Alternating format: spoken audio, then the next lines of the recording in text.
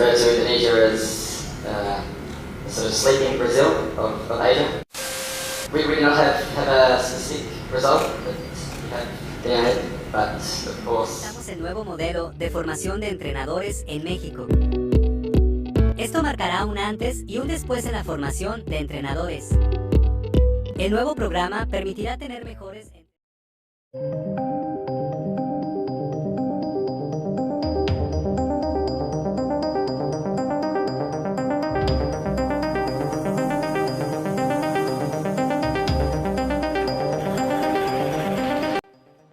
25 negara sepakat AFC dibagi dua. Qatar dan Saudi dianggap biang kerok FIFA kurangi slot Piala Dunia 2030. Pertanyaan itu rupanya enggak cuma jadi obrolan santai di media sosial doang, tapi ternyata sampai ke telinga FIFA sendiri. Kabar yang beredar saat ini, FIFA lagi serius mempertimbangkan buat mengurangi jatah slot Asia ke Piala Dunia 2030 mendatang. Alasannya cukup masuk akal kalau kita pikir-pikir lagi. Soalnya FIFA pengen menyeleksi lebih ketat, biar wakil yang lolos nantinya benar-benar tim yang kompetitif dan bisa kasih perlawanan sepadan lawan negara-negara top Eropa dan Amerika Selatan. Selain itu, FIFA juga dikabarkan pengen mengurangi fenomena permainan kasar dan gaya tarkam yang belakangan ini sering banget muncul dari wakil Timur Tengah, kayak yang kita lihat sendiri beberapa hari lalu. Nah, begitu kabar ini menyebar, reaksi dari publik Asia langsung terbelah jadi dua kubu yang saling berseberangan. Di satu sisi, negara-negara non-Timur Tengah jelas-jelas merasa dirugikan dengan wacana pengurangan slot ini. Karena mereka anggap ini enggak fair, kesalahan yang dibuat Qatar dan Saudi, kenapa malah harus ditanggung bersama oleh seluruh kawasan Asia. Termasuk negara-negara yang sebenarnya enggak ada sangkut pautnya sama gaya main kasar yang jadi sorotan itu. Dari kekecewaan itu, muncul wacana yang sebenarnya udah lama terpendam, tapi sekarang makin kuat gaungnya. Yaitu permintaan biar AFC benar-benar dipecah jadi dua federasi yang berdiri sendiri-sendiri. Satu blok khusus negara-negara Timur Tengah dan satu blok lagi buat negara-negara non-Timur Tengah, kayak Asia Timur, Asia Tenggara dan Asia Selatan. Wacana pembagian dua blok ini ternyata didukung secara terbuka oleh sekitar 20 negara anggota AFC yang merasa selama ini kepentingan mereka kerap kalah suara di bawah dominasi negara-negara kaya minyak. Mereka beranggapan, kalau AFC tetap disatukan kayak sekarang, ketimpangan ini bakal terus berulang. Di mana negara Timur Tengah dapat privilege lebih, sementara negara lain cuma kebagian dampak negatifnya doang, setiap kali ada kontroversi. Indonesia sendiri jadi salah satu negara yang paling vokal nyuarain dukungan soal wacana pemecahan AFC ini.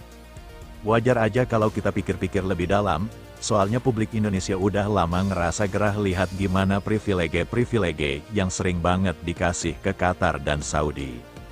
Mulai dari penunjukan wasit yang kontroversial sampai pengaturan venue pertandingan yang acap kali menguntungkan posisi mereka.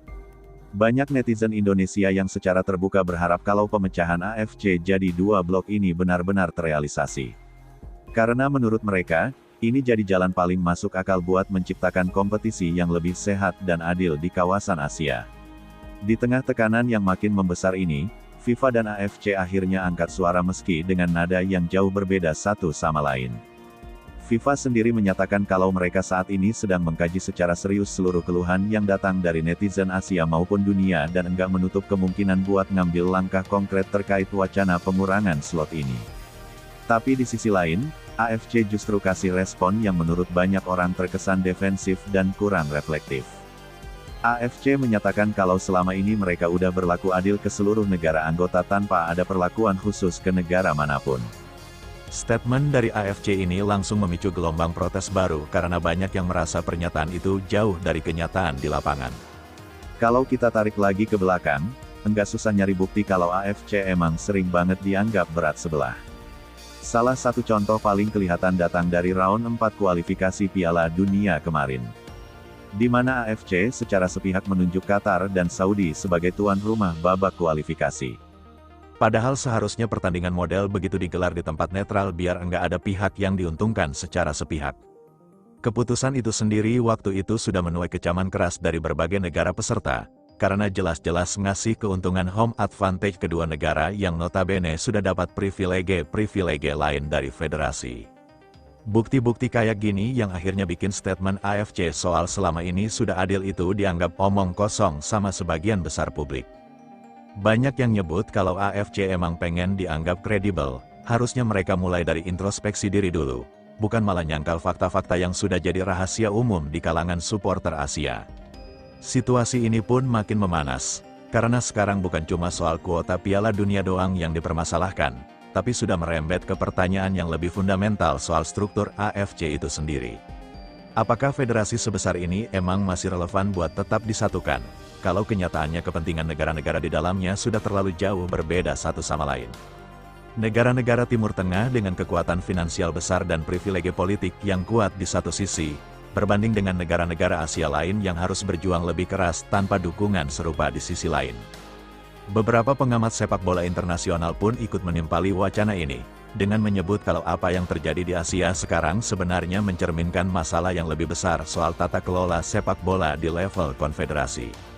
Kalau FIFA sampai benar-benar merealisasikan pengurangan kuota Asia, ini bisa jadi efek domino yang makin memperkuat desakan publik buat AFC segera melakukan reformasi struktural. Entah itu lewat pemecahan jadi 2 blok, atau minimal sistem yang lebih transparan dan enggak condong ke satu kawasan doang. Sampai saat ini, belum ada keputusan final dari FIFA maupun AFC soal nasib kuota Asia ke Piala Dunia 2030, ataupun soal wacana pemecahan AFC jadi 2 federasi terpisah.